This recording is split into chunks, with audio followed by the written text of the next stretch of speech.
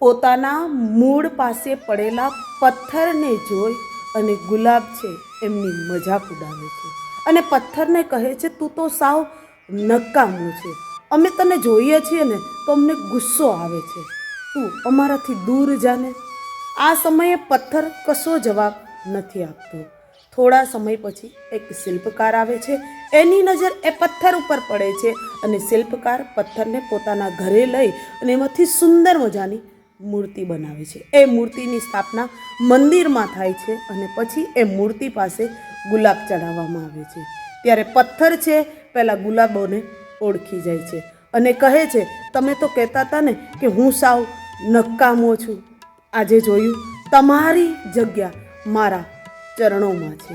કહેવાનો મતલબ એ છે કે સમય ગમે ત્યારે બદલાઈ શકે છે, એટલે કોઈ પણ માણસ નબળો છે એમ સમજી અને ક્યારેય ઘમંડ ન કરવો, કારણ કે સમય જ્યારે પલટાશે ત્યારે તમારા પગ નીચે જમીન પણ નહીં રહેવા દે.